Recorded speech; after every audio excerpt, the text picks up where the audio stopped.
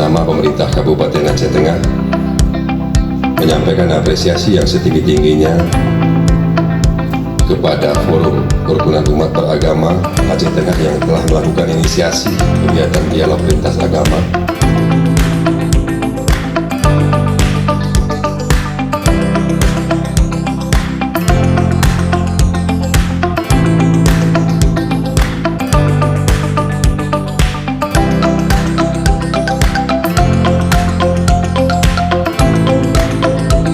Persatuan Umat Beragama Kabupaten Aceh Tengah dengan mengucapkan Bismillahirrahmanirrahim.